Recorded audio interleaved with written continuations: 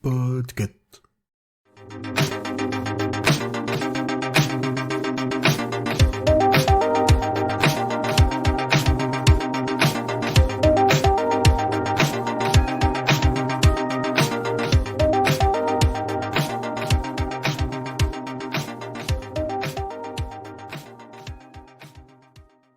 Bienvenue dans ce nouvel épisode de Watchlist, je suis Julien et aujourd'hui on va parler de Validé.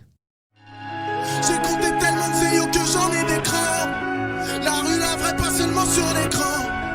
Pour ma mère et ma soeur moi je veux le meilleur. Il faut que la prison pour mineurs. Apache, on croit en toi. On a décidé de te proposer un contrat. Je vais tout arracher, j'ai tellement de flow, je mets le feu sur la batterie. Apache. Moi, c'est une dinguerie que tu viens de faire là. C'est franchement. Tu fais n'importe quoi. C'est chic la bite Apache. Mon oseille en double comme Pourquoi un toi ferrier. C'est bon, je vais te passer, c'est bon. Il faut partager, frère. Y a pas que toi qui rappe le quartier ici. T'as capté? Je veux ma part.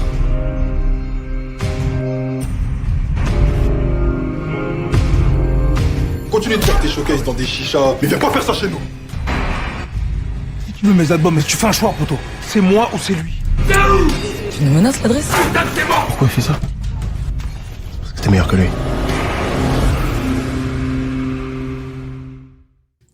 Validé donc, c'est une série qui se trouve sur Canal+, donc on peut la voir avec la VOD Canal Play ou, comme mon chat vous le dit, sur le replay de Canal si vous êtes abonné à Canal.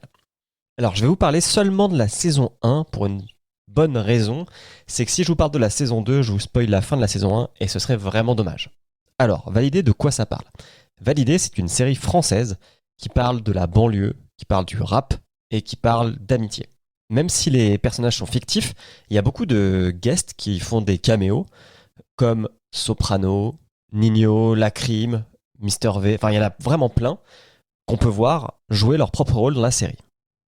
Dans cette saison, on va suivre 3 potes qui vont, il y en a un qui rappe, et les 2 autres vont se retrouver embarqués avec lui dans son ascension fulgurante dans le rap français. Donc le rappeur, c'est Clément, dit Apache, qui fait des petits boulots, qui a un petit boulot, en fait c'est un livreur de drogue. Ça ressemble à du Uber Eats, mais c'est pas pour livrer des sushis. Et il est épaulé par son pote William et son cousin Brahim. Et en fait l'histoire commence quand Clément va aller livrer un mec qui travaille chez Skyrock pendant un Planet Rap du rappeur le plus connu dans ce monde fictif qui est Mastar.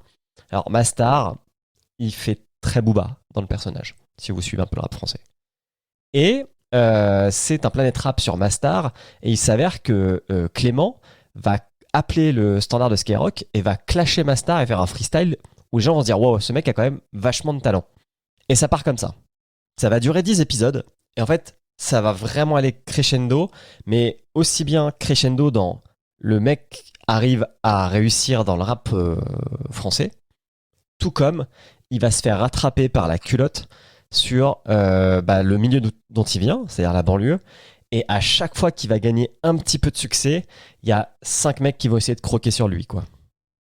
Et tout le problème d'Apache Clément pour cette saison 1, ça va être de se libérer de ce passé pour pouvoir vraiment s'émanciper dans la musique.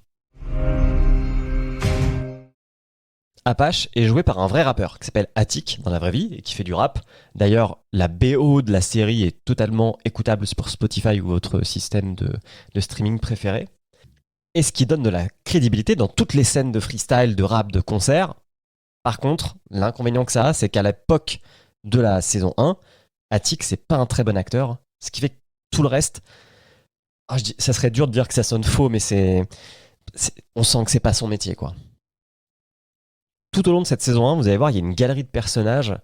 Alors, je dirais pas qu'ils sont appréciables parce que beaucoup sont quand même mauvais, mais qui sont très reconnaissables et très bien joués. Il y en a 2 qui me viennent en tête. Le premier, c'est un mec qui s'appelle, dans le film Carnage, qui va vite devenir le petit protégé de Mastar. Et c'est un mec qui rappe et qui est vraiment fou dans sa tête. Et le second, c'est Mounir, qui est le dealer qui fait bosser Clément, qui est un peu son ancien producteur, et lui, il est vraiment, il est horrible. Je ne saurais pas comment le dire. Parce que on comprend pourquoi il fait ça. Il pense qu'à lui, hein, c'est un égoïste, clairement.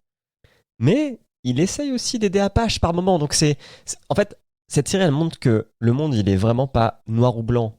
Et t'as beau avoir 20 millions de gratteurs autour d'Apache, il y a une raison pour laquelle ils grattent, quoi. Ils sont tous dans un contexte qui leur plaît pas, et ils essayent tous de s'en sortir par un moyen le plus simple ou le plus efficace possible. Par contre, sachez que cette série, elle est un peu badante, hein. C'est pas une série sur l'optimisme, sur l'ascenseur social. Non. C'est une série. C'est marrant, quand je la regardais, on était à peu près au moment du procès Benzema-Valbuena sur la fameuse affaire de la sextape, et comme quoi Benzema a aidé ses potes d'enfance qui viennent du quartier où il est né, où il a grandi à Lyon. Et avec cette série, on comprend un peu mieux pourquoi c'est pas si simple pour les gens qui réussissent et qui viennent de banlieue de s'émanciper de ça.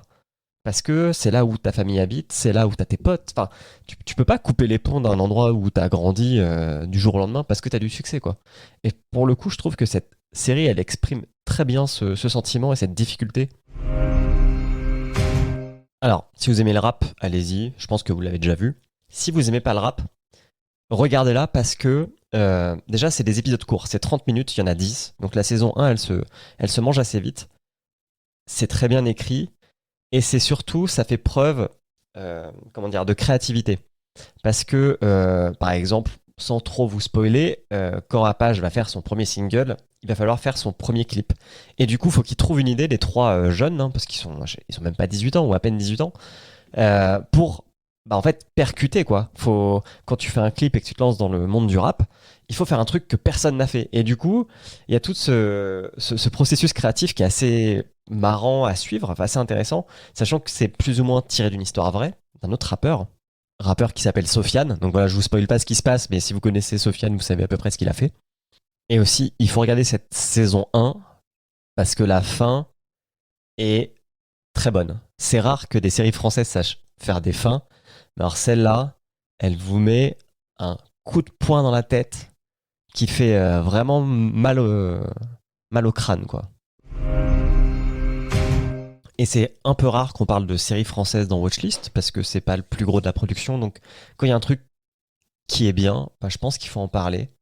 Canal en fait beaucoup des bonnes séries françaises. On avait sûrement parlé du Bureau des légendes, il me semble, dans le passé. Il y a Engrenage, qui est un peu la première pierre de l'édifice de la série française qu'a posé Canal. Et il faut pas hésiter à aller farfouiller un petit peu son offre de VOD, parce qu'il y a des choses très bien. Et en plus, cette série, ça m'a permis de découvrir le rappeur Attic. Donc si ça vous dit, allez aussi l'écouter sur Spotify. Il fait des trucs vraiment qui sont pas tant connotés rap que ça, quoi. Donc c'est une double reco. Il y a la série et il y a l'artiste qu'il faut aller écouter. Voilà, c'était Julien.